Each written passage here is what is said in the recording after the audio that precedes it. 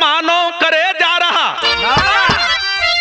आपकी राह आगे धरे जा रहा। नीच स्वार्थ में दुनिया कलंकित हुई, अपनी नीयत से बिल्कुल परे जा रहा।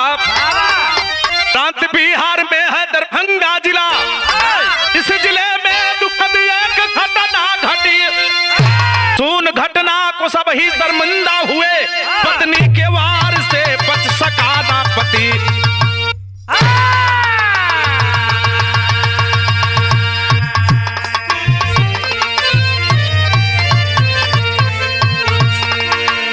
मेहरारू केहू का होता है, लेकिन उ जेवन चाहिए तब न करी है, जवन मन चाहिए तब ने उ करी है। लेकिन भैया हो यही दुनिया में बहुत तरह के मेहरारू बाणी या मर्द बाणी, संकेत लगल गजल में अंदाज लगल आवत। भैया हमारा बा भैया हो आई देखें, प्रांत बिहार के अंतर्गत एक जिला दरभंगा, दरभंगा की कहानी मैं गा रहा हूँ। नाम बहुत प्रसिद्ध नाम है बिहार दरभंगा। गजल में अंदाज लगल भैया हमारा आवत तनी।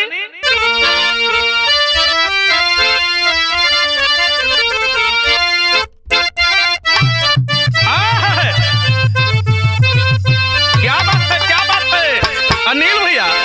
कोनो मेहरारू अपने मर्द के बहुत मानत है।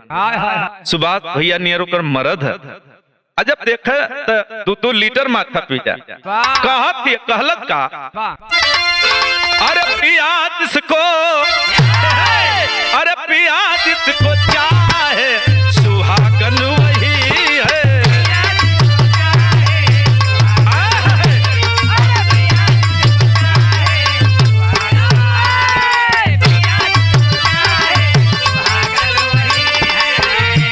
अरे पिया जिसको चाहे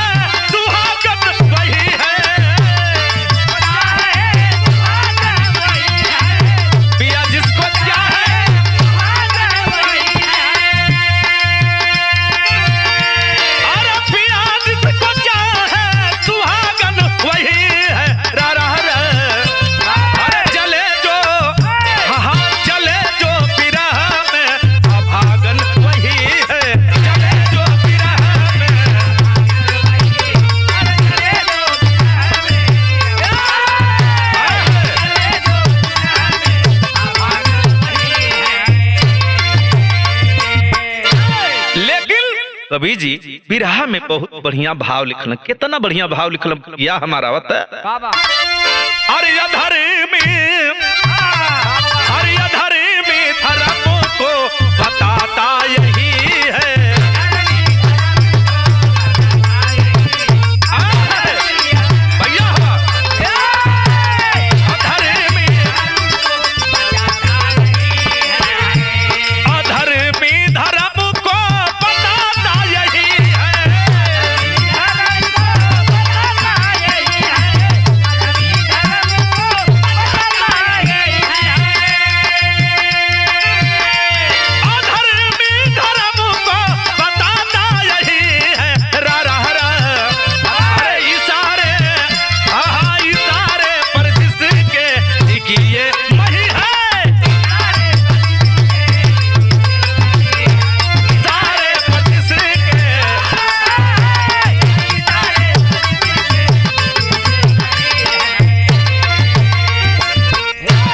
भैया कहानी हमें से शुरुआत हो गल। अगर यह सत्य नहीं होता तो आज ये धरातल आपको टिका दिखता नहीं। कहीं न कहीं सत्यता है, लेकिन जिस दिन सत्य का अंत हो जाएगा बाबू, ये दुनिया का विनाश हो जाएगा, उस दिन कोई इसे रोक नहीं सकता है। लेकिन अभी भी सत्य है भैया हो। आखिरकार हमें से बिरहा की स्टोरी का शुरुआत लगल या हमारे धीरज भी आ जाता।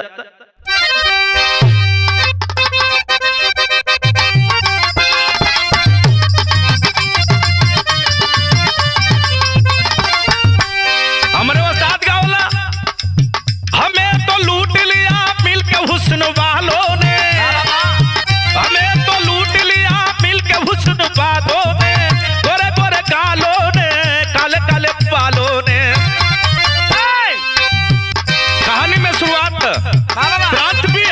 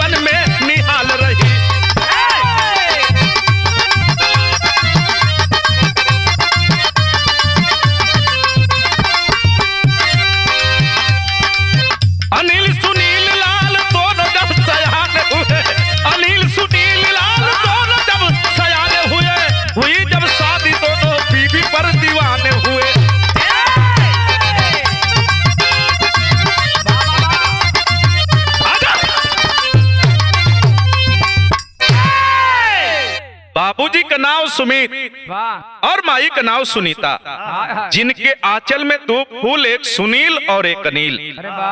दोनों भाईन की शादी जब हो गई, मतारी दूठे पतोह के पाके बहुत खुश है। कुछ दिन बढ़िया से बीतल, फिर दोनों भाई भैया अलग हो गई ना। माई अलगा हाथ बनावत थी और दोनों बेटा पतो अलगा बनावत हाथ। लेकिन भैया हो बड़का भैया नील अपने परिवार में खुश हैं। छोटका सुनील जो है थोड़ा बहुत दारू पीता है, लेकिन भैया हो जब खेती गृहस्थी बटा लल हक हिस्सा में माई बाबू जब तेले रहना ओके छोटका भैया हो बाबू आखिरकार बन्हक रखते। अब तक खैला खैला के मरे लगना। पत्नी समझाती है कि घर पर रहेंगे तो काम नहीं चलेगा, एक काम करिए आप चले जाइए कमाने के लिए। हम क्या नैहर जायदा हमारे माई के पहुंचाता। ओकर मेहरारू जौन बा सुनील का मेहरारू अपने पति से कहती है, सुनील से कहलस का कर्ज लगल भैया हमारा बा।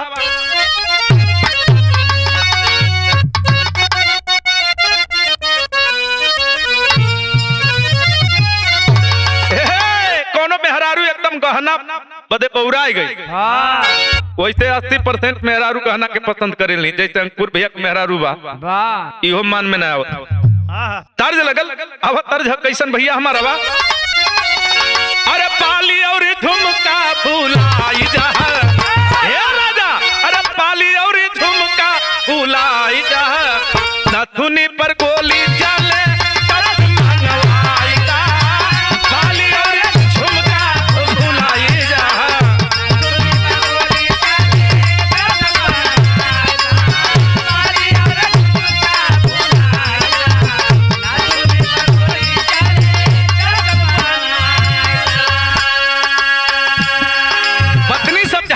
सुनील की पत्नी समझाती है, कहती है गारा तू कमाई रा रा रा रा,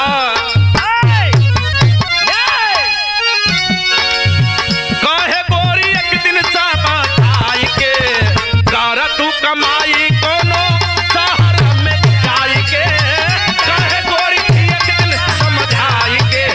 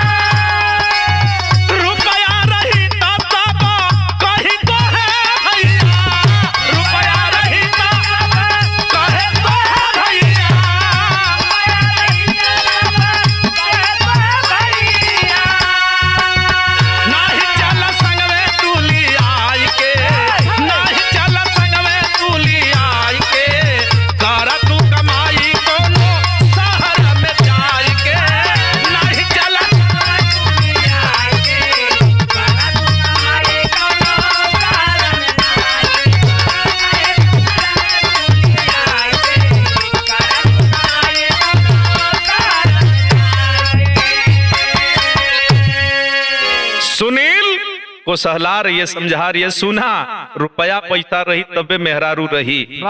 जमाना में देख ला जवन मेहरारू बढ़िया खाना न पाई, व्यवस्था न पाई, कपड़ा गहना गुड़िया न पाई, वो रहबा न करी। सुना हमार बात माना, अगर तोहके ई डर होके कि हम घरे रह के तोहर बात न माना, संग में लिए ले चला। समझदार है सुनील, बोला ठीक है ऐसी बात है, 2-4 दिन में मैं यहाँ से चला जाऊंगा किसी शहर में, जा करके हैदराबाद में कमा रहा रुपया या भेजा था। भैया हो अब तक घरवा मेहरुआ अकेले बात दूसर केहू बहाना, बनाना खाना जब मन चाहे बाजार जाना आना, बढ़िया बढ़िया किस्म किस्म का पाउडर क्रीम लगावत है, गहना गुड़िया बनवावत है।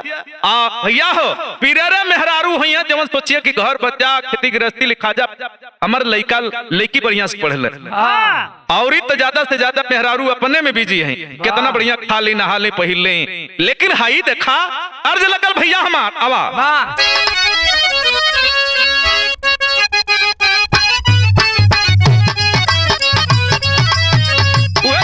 भैया होली के दिनवा कुल भाऊ जाइया सौदा रंग बनाई रे,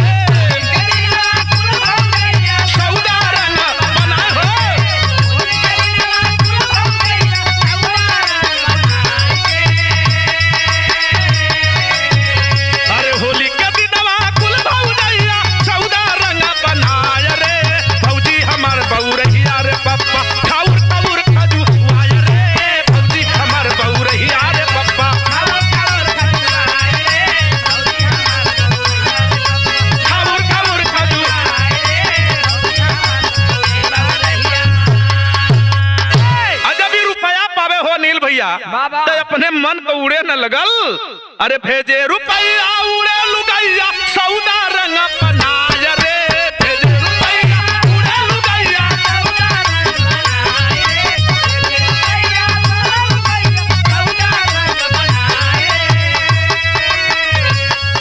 अरे पावे रुपया उड़े लुगैया, पावे रुपया उड़े लुगैया सौदा रंग बनाय रे,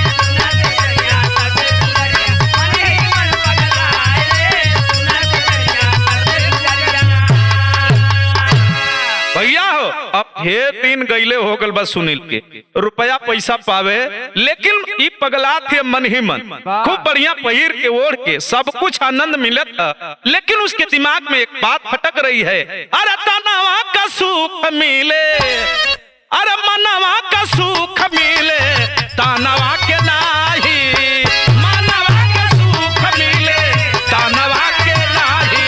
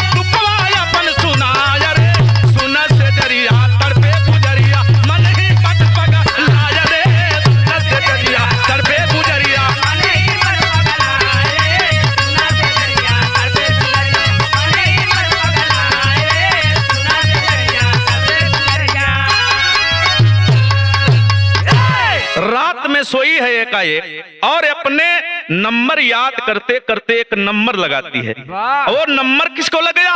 अनजान व्यक्ति पूछता है, हेलो आप कौन? बता रही है कि मैं तो सीमा बोल रही हूँ, बता रही कि मैं सीमा बोल रही हूँ, मुझे आप पहचानते नहीं, आपका पुराना यार हूँ मैं। अरे वाह, अच्छा था पुराना यार, आखिरकार वो साहिल जो था पहचानने में देरी नहीं किया, ओ आप मेरा पुराना प्यार हो।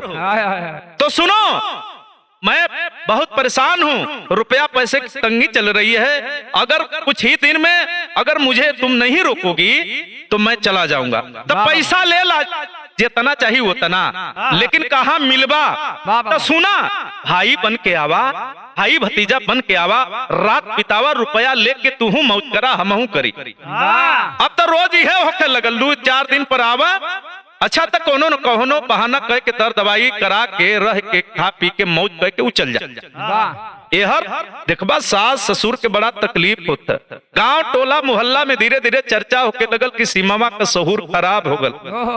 ई तो लगत था कि आदमी घरे ना हा, ई जेवन न तेवन करत किया भैया हो। अब धीरे धीरे वो डरने लगा, उसका जो साथी था डर रहा है, सोच रहा है, साहिल डर रहा है, सीमा से कहता है कि मैं अब नहीं आता, अगर तुम्हें आना है तो आओ, मेरी बात सुनो, अब तेरे बिना मैं भी नहीं जी सकता और तू भी अगर नहीं जी पाओगी तो एक काम करो, हम घर छोड़कर भागेंगे।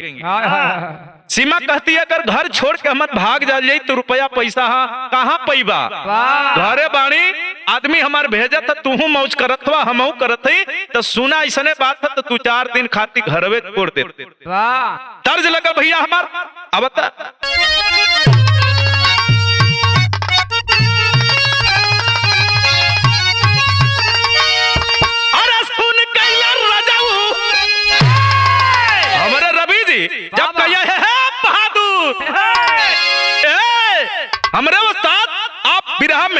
जेके बाबू हो कलर्क बाबू कहल जाला, वाह वाह वाह, चौधरी कहल जाला। गावे ना कैसे गावला आवता?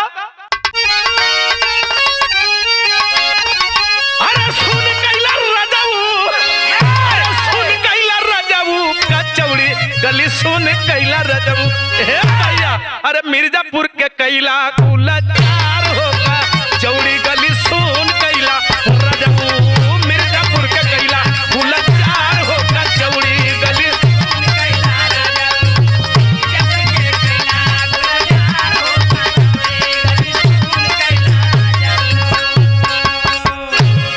अच्छा तो दोनों योजना बनौला। धीरज भैया जब योजना बना के घरे से एक दिन कैला का योजना के अंतर्गत अरे फरार भइली बाबूनी, अरे फरार भइली बाबूनी, फरार भइली बाबूनी की घर से फरार भइली बाबूनी। अरे प्रेमी के घर गईली आय होगी, घर से फरार भइली बाबूनी। प्रेमी के घर गईली आय होगी,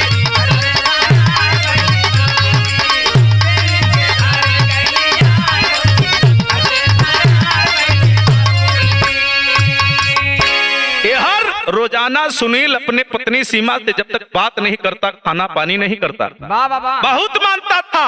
ए बाबू जब जब फोन सुनील बीबी पर लगावा, जब जब फोन सुनील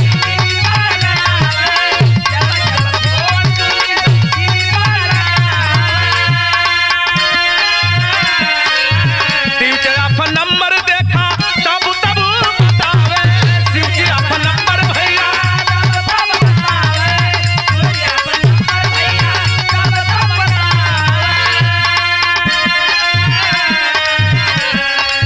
मार कैली बाबूनी हो, मार कैली बाबूनी की जीवन के बेकार कैली बाबूनी। प्रेमी घर देखा गईली आय होगी, जीवन के बेकार कैली बाबूनी।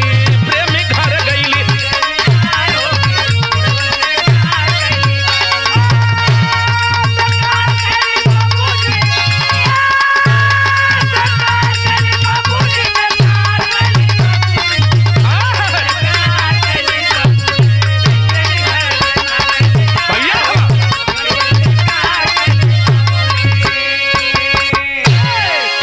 ससुर को फोन लगाया। जब सुनील ससुर को फोन लगाया बोला कि बाबूजी अरे आपकी बिटिया सीमा का नंबर नहीं लग रहा है, स्विच ऑफ आ रहा है। तो बाबू घरे पता कला, घरवो ना बा तो ऐसा न कि घरे से बता के ये निकल रहल कि हम जाती नहीं हरे। तो बाबूजी तोहरे के तनायल बा। बाबूजी तो सुनील के ससुर से बोले कि नहीं बिटिया नहीं आई है। एक दिन बीत गल, 2 दिन बीत गल, तीसरा दिन भी नंबर लगा रहे, घबरा रहा। यहर सुनील कमाई बाबू ही इतना तंगी खाती सब घबरा था कि जो हो जाता कहीं पता न लगत बा। ससुर कहला अपने दामाद सुनील से कि अगर बिटिया का पता न चली तो हम तो के उल्टा लटवाई। और घबरा रहा है सुनील, कोई न कोई चाल तुम कियो हो, भले मेरा दामाद हो। तुम्हारा एक बार हम लोग पैर पूजे लेकिन इस बार तुम्हारा पीठ पूजे। मेरी बात सुन लो गौर से। घबराहट में सुनील, लेकिन भैया हो हाई देखा गजब हो गल। आखिरकार देखा नतीजा का निकलल, संगे नतीजा ये निकलल कि 4 दिन के बाद फिर वो वापस आ जाती। जब वो वापस आती है मेरे साथियों और अपने प्रेमी के ही साथ अपने ही घर पकड़ा जाती। गांव में हल्ला हो गल।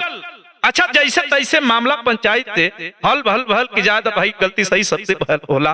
सुनील वही जैसे कहना जायद भाई तरहम बरम माई बाबू ज्यादा हटवा, खैर गलती सही सबसे होला। लेकिन ये बाबू हाई नतीजा का निकल हाई देखा बगले के वो लइका बा। अब वो छुट्टा छुट्टी हो गल, कहा जाला कि हर कल माने लेकिन पर कल नहीं माने। वैसे ही वो एकदम तब पगलाइल बा। आखिरकार बगले में गो लइका बा। अब ओसे नैन मटक्का शुरू कर। जब नैन मटक्का शुरू कैला तो तरज लगल भैया हमारा जाता।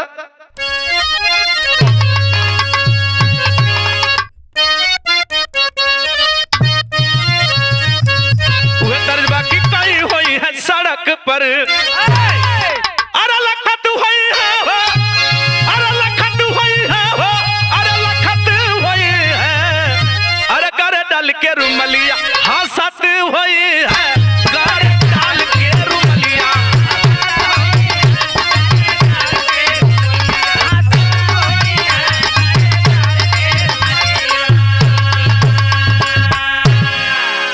भैया हो हाई देखा गजब हो गल। अब कुछ दिन के बाद फिर वो करे दिमाग में बात घर करे लगल कि हमर आदमी बिना काम ना चलत था। अरे सतावे लगली हो, अरे सतावे लगली हो, अरे सतावे लगली, अरे तन में लगिया हवस के सतावे लगली, तन में लगिया हवस के सतावे लगली,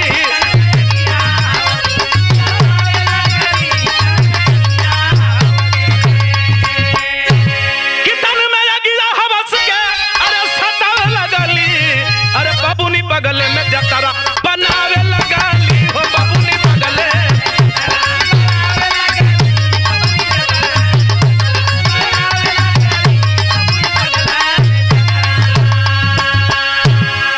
कि हर गल माने लेकिन पर गल ना मानला, बेदवा पुराण सब ई बात जानला,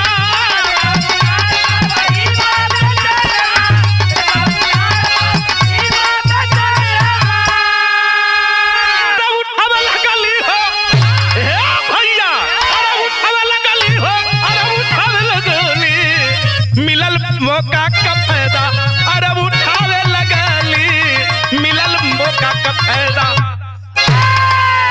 भैया हो एकदम अब तो एकदम चढ़त जाती है ना, जवानी मरमराती है।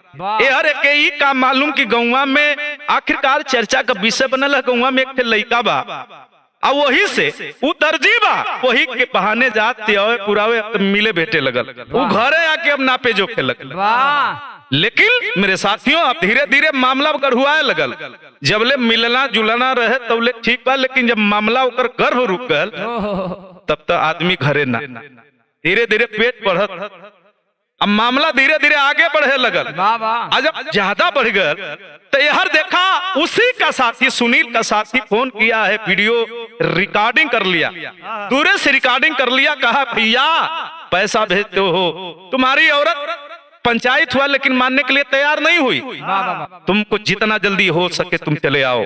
सुनो मेरी बात, ये वीडियो देख लो, ये दूसरे औरत का नहीं है, तुम्हारे ही औरत का है, देखो तुम घर पे नहीं हो लेकिन तुम्हारे बीबी का कुछ होने वाला है। मेरे साथी वहां से जब खबर पाया तो घर पे आया है, अब एक पैर दुआरी में रखना अंदर चौकट के अंदर और एक चौकट बहरे छंकत हम का करिए, तबले बाबू सिमवा आ गई पकड़त बैग। अब तो ये पथरा गल सोचत मैं जब सामने आंख को हाल देखा है कि मेरे पत्नी का पांव भारी, आय हाय मेरे साथियों आंख से आंसू की धारा चल पड़ी, रो पड़ा।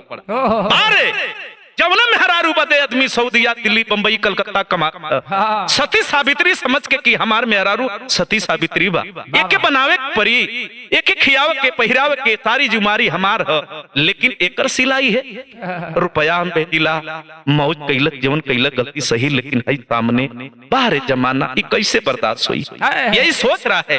टेरी में भाव लगल भैया हमार,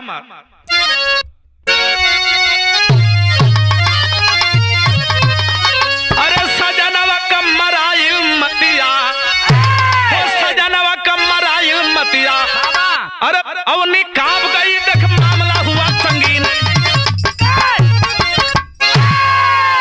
भैया हो आखिरकार नतीजा का निकलल, सोच रहा है आकाश सोचला पहपट में भाव लगल, भैया तनी आ जाता। अरे सजना पवला सजनी का खबर अयकिया बरसले, अरे सजना पवला सजनी का खबर अयकिया बरसे, अरे झरझर बरसे सजना का नजरिया अयकिया बरसले, झरझर बरसे सजना का नजरिया।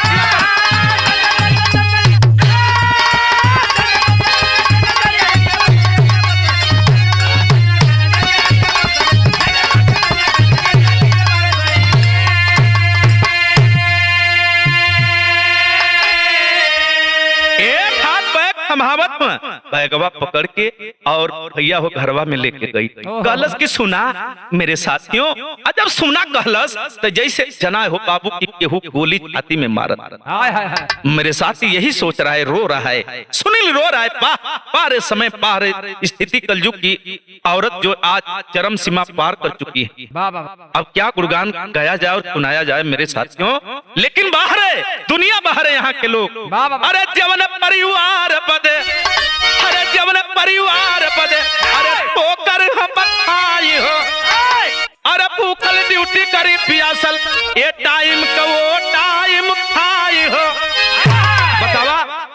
करे में ओवर टाइम भी हमन के करे के होला। रुपया पैसा बदे परिवार बदे हमन सोचल जाला कि ज्यादा जितने रुपया रही हमारे परिवार सुखते रही है, लेकिन भैया हो यही सोच रहा है, रो रहा है, कह रहा है, कहता क्या है, अरे भाई क्या गाड़ी आइला जब बकरिया यक्तिया पर से ले, अरे भाई के अंगूरी अरे हाथ से ले गुजरिया यक्तिया पर से ले, अरे पास में पजरे बैठल बा गुजरिया यक्तिया पर से ले, पास में पजरे बैठल बा गुजरिया।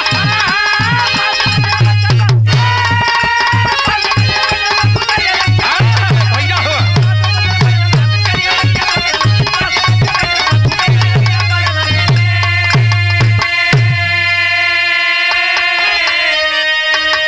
स्वामी सुना अब हमार बात, जब उन्हें बात बड़े घबरात हुआ गलती तो हमसे होइए गई बा, लेकिन सुना गलती ना भइल बा, जहिया गईला वो रतिया कहमा तोहार मिलन भई तू भुला गईला। और सुन के पगला बतावा हम गईले हमके 1.5 साल हो गल और ये कहत बा कि जहिया गईला तहिए कह कलश की ठीक भाई मैं मान रहा हूं कि जो तुम कहती हो सही कहती हो, लेकिन मेरे साथियों पत्नी घबरा रही है कि कहीं ऐसा न हो कि रात बिरात में कुछ मामला और संगीन हो जाए। मेरे साथी आखिरकार आई देखा यही बदे कवि जी भाव लिख रहे, बाहर दुनिया बाहर लोग के करीब भरोसा करबा हो भैया के अपन के बेगाना। आल्हा में कवि जी भाव देना फैल का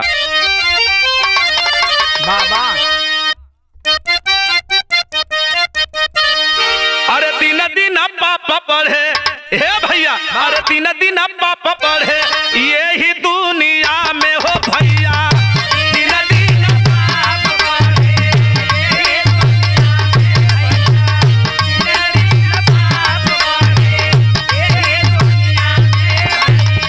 पापा के पहाड़ावा के मिलना किनारा, पापा के पहाड़ावा के चोरी हत्या पापा नहीं छिपे दुनिया में हो बाबू, चोरी हत्या पापा नहीं छिपे दुनिया में चोरी हत्या पापा नहीं छिपे दुनिया में केतनो छुपैबा भैया कई के तू बिचारा, केतनो भैया कई के तू बिचारा, साजनी का हाल देखो ठंकेदा सजनवा हो भैया, सजनी का हाल देखी ठंकेदा सजनवा हो भैया, सजनी का हाल देखी ठंकेदा सजनवा हो भैया, मोर संग कैलू भारी धोखवा कमारा, मोर संग कैलू भारी धोखवा कमारा, खानवा बना के पासा पहुंचल गुजरिया हो भैया, खानवा बना के पासा पहुंचल गुजरिया रे भैया, खानवा बना के पासा पहुंचल गुजरिया रे भैया, काहे स्वामी कइले बा तू हऊ यहारा, काहे स्वामी कइले बा तू हऊ तू धक्का गिलतिया था भावेले गुजरिया हो भैया, तू धक्का गिलतिया था भावेले गुजरिया हो भैया, तू धक्का गिलतिया था भावेले गुजरिया हो भैया, नीतिया का गोलिया देहलस वही में मिलाया, नीतिया का गोलिया देहलस वही में हो मिलाया। भैया हो जब ये अपने पति को खाना लेकर जाती है उसका पति कहता मैं नहीं खाऊंगा, तो सुनिए मेरे स्वामी आप खाना नहीं खाएंगे तो कम से कम ही दूधवा पीला, दूध में नींद की गोली जब मिला देती है उसका आदमी जब उस दूध को पीता है तो कुछ देर के बाद गहरी नींद में हो गया, और जब गहरी नींद में हुआ तो सीमा मेरे साथी अपने साथी जो टेलर था उसको फोन मिलाती है आधी रात, का हो का करत हुआ, क्या बात है बताओ, जितना जल्दी हो सके आओ। मेरे साथी आए और आने के बाद देखा उसका आदमी सो गया है, उसका प्रेमी कह रहा है क्या करना, करना कुछ नहीं है, घर पे कोई नहीं है, सुनसान रात है, एक काम करिए इसको उठाइए और बगीचे में लेकर चलिए। बगीचे में लेकर जब गए ये बाबू तो एकर मेहरुआ कहत एक काम करा, जवने चीज पर एक नाज है वो करे ये खत्म कैदा, न रही बात न बाजी बांसुरी। तो उसका प्रेमी कहता है कि इसका क्या कहलस कि एकर मतलब ई है। सदर में भाव लगल समझावत ये कहते आवा, अरे छुरिया से काटा राजा एकर गुप्त अंगवा, छुरिया से काटा राजा एकर गुप्त अंगवा, अरे खड़ावा में दिए पापी दोनों या लगाया, अरे खड़ावा में दिए पापी दोनों या लगाया, अरे दुखवा में सुना छटपटा हो सजनवा, दुखवा में सुना छटपटा हो सजनवा, अरे आधी रतिया में करत हाया हाया, आधी रतिया में करत हाया हाया।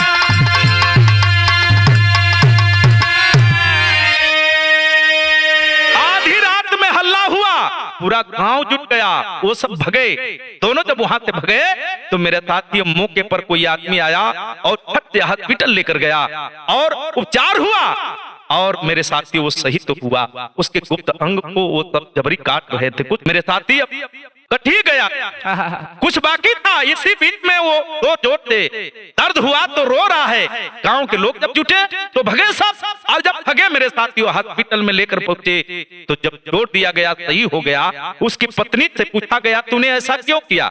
पुलिस प्रशासन मीडिया पूछ रही है क्या इसके अंदर कमी थी। तेरा आदमी तुम्हें कमाता, रुपया पैसा सब कुछ देता था, तुम्हें समय नहीं दे पाता। रे पगली, तो अपने आदमी से क्यों नहीं कहती अपने दुख को कि आप चले आइए, घर पे आइए, आपकी जरूरत है। मैं किसी भी परिवार के लोगों से कहता हूं कि अगर आप सही रिश्ता निभाना चाहते हैं तो अपनी दिल की बात अपने लोगों से कहिए।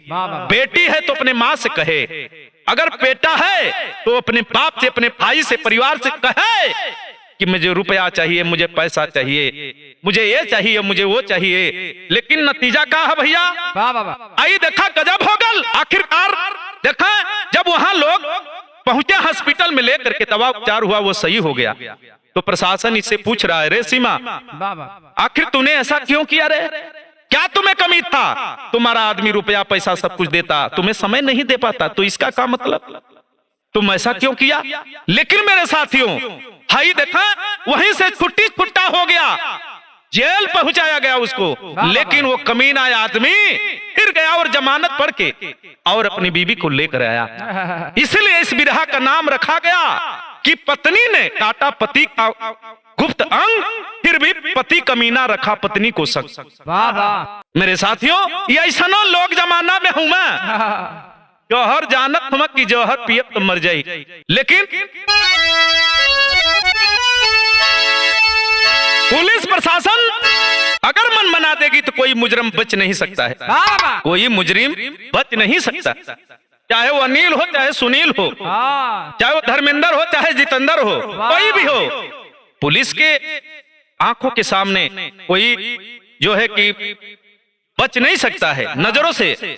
आखिर खड़ी लाइन में भाव लगल प्रशासन को लोग कहत कहा, अरे जे करी ऐसन, अरे सबके समझावे के परी, तो सबके नियत पर अंगुली उठावे के परी।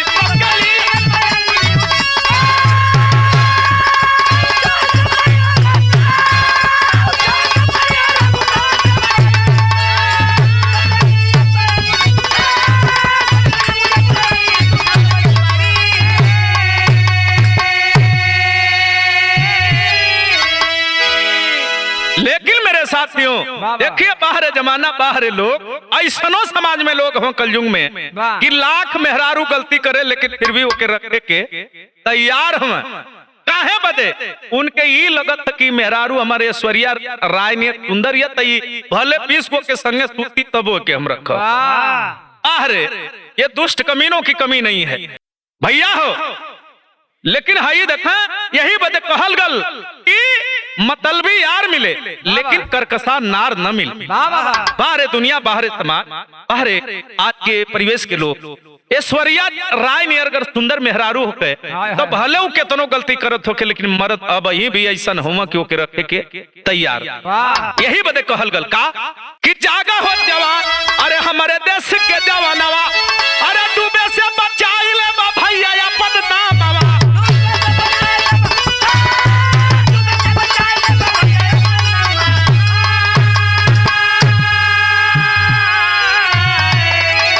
मीडिया पत्रकार के सामने पुलिस प्रशासन के लोग कह रहे हैं कि जे करी ऐसन वो के समझावे के परी वो कर नियत पर अंगुली उठावे के परी वो कर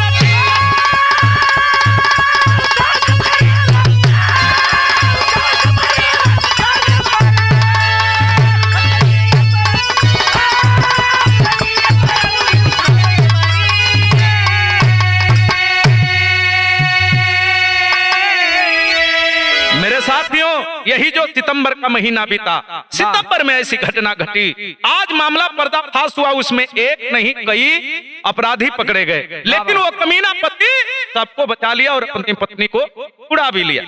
आज भी अपने साथ उसको रखा है। ऐसा होना नहीं चाहिए लेकिन ऐसा हो रहा है। छापा लगल भैया हमार गुरु बिहारी गुरु गणेश गुरु राम लाल जी पावन कथन करे पीजे पूजी लागे की सुहावन अरे सजनवा कमराइल मतिया